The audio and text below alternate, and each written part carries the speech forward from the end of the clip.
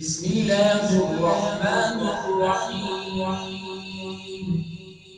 أفلا ينظرون إلى الإبل كيف خلقت وإلى السماء كيف رفعت وإلى الجبال كيف نصبت وإلى الأرض كيف فتحت